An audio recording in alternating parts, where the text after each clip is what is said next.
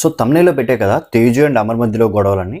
యాక్చువల్‌గా ఏంటంటే, ఈ విషయం ఒప్పుకోవడానికి చాలా మందికి ధైర్యం సరిపోదు. కవర్ చేసుకోవడానికి చూస్తారు. ఎందుకులే చెప్పడం అనుకుంటారు.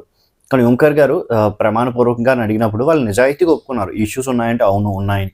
ఆ చైల్డ్ మధ్య దూరం జరగడం కానీ. ఎందుకంటే ఎలాంటి రిలేషన్‌షిప్‌లోనైనా గొడవలన్నా common. And wife and husband అన్నాక ఇంకా కామన్‌గా వస్తాయి.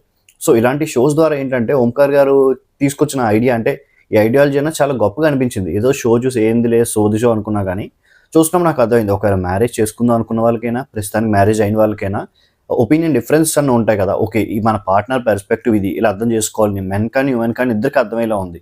సో ఇలాంటి మంచి ఐడియాలజీతో వచ్చిన ఓంకార్ గారికైతే really hats off. And Adireddy చెప్పిన గుడ్ న్యూస్. సో ఆదిరెడ్డి గారు షోలోనే ఆల్రెడీ చెప్పారు. ఏంటంటే మా వైఫ్ కన్సీవ్ అవ్వబోతుంది. అంటే first month of the pregnant అని చెప్తున్నారు. So first month of the pregnancy అయినా కూడా అంటే అది ఇప్పటిదాకా మేబీ ఫ్యామిలీ వాళ్ళకి తెలిసుండొచ్చు. వెరీ క్లోజ్ పీపుల్‌కి తెలిసుండొచ్చు. సో ఆన్ స్టేజ్‌లో ఓంకార్ గారి నోటి ద్వారా తెలిసింది మనకి. సో ఈ విషయంలో మాత్రం ఆదిరెడ్డి గారి వైఫ్‌ని కూడా మెచ్చుకోవాలి. ఎందుకంటే first month of the pregnancy అయినా కూడా అంటే తీసుకునే ప్రొటెక్షన్ కానీ జాగ్రత్తలు తీసుకుంటారు.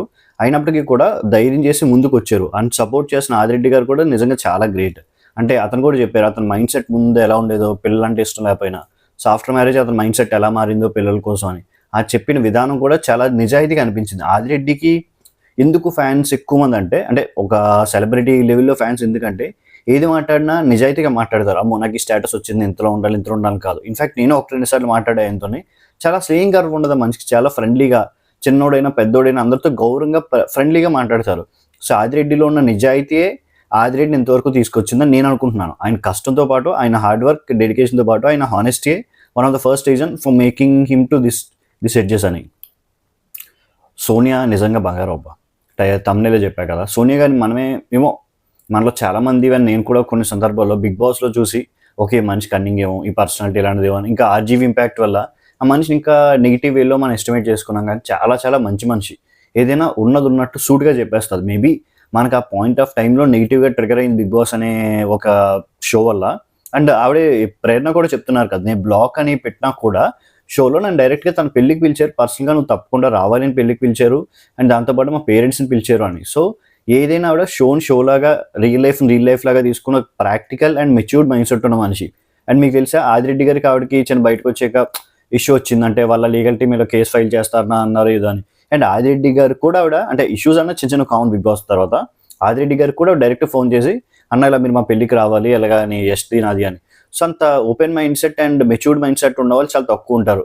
సో ఆవిడ మాట్లాడిన విధానం కానీ ఆవిడ పెళ్లి తర్వాత అంటే వాళ్ళ వాళ్ళ సిస్టర్ ఎక్స్‌పైర్ అయిపోయారు కూడా. సో వాళ్ళ కిడ్స్‌ని కూడా టేక్ కేర్ చేసుకుంటా అని చెప్పిన విధానం కానీ నాకు చాలా బాగా అనిపించింది. చాలా మెచ్యూర్డ్‌గా అండ్ చాలా హ్యుమానిటీ బేసిస్‌లో ఆలోచించే వ్యక్తి అని నాకైతే అనిపించింది. సో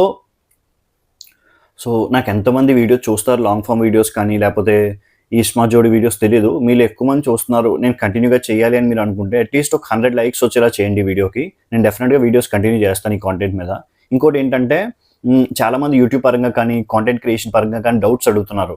సో నాది call me for you ID ఇక్కడ పెట్టాను. మీకు ఏ డౌట్ ఉన్నా కూడా యూట్యూబ్ పరంగా కానీ, కాంటెంట్ క్రియేషన్ కానీ లేదా నేను ఐటీ ఎంప్లాయీని. మీకు జాబ్ పరంగా ఏమైనా హెల్ప్ కావాల్సిన జాబ్ సెర్చ్ పరంగా కూడా డెఫినెట్లీ నేను చేయగలిగే చేస్తాను. ఎందుకంటే నా కాంటెంట్ క్రియేషన్‌లో అరౌండ్ 5 ఇయర్స్ ఎక్స్‌పీరియన్స్ ఉంది. నాకు ఒక 1,00,000 ఫాలోవర్స్ మీమ్ పేజ్ ఉంది. మీరు ఇక్కడ స్క్రీన్ పైన చూస్తున్నారు కదా! అండ్ ఇన్‌స్టాగ్రామ్‌లో కూడా ఒక 16K ఫాలోవర్స్ ఉన్న మీమ్ పేజ్ ఉంది. అండ్ 2, 3 పేజెస్ ఉన్నాయి. లైక్ సినీ సితారా బేస్డ్‌గా కూడాను. అండ్ చాలా మూవీ ప్రమోషన్స్ కూడా చేశాను. సో నాకైతే అట్‌లీస్ట్ కాస్తో కోస్తో కాంటెంట్ క్రియేషన్ కోసం, సోషల్ మీడియా కోసం ఐడియా ఉంది. మీకు ఎవరికైనా ఏ సపోర్ట్ కావాల్సినా నాకు పింగ్ చేయండి. కాల్ మీ ఫర్ యూ డెఫినిట్‌గా నేను చేయగలిగే వరకు ఖచ్చితంగా మీకు చేస్తాను. థాంక్ యూ అండ్ జై హింద్.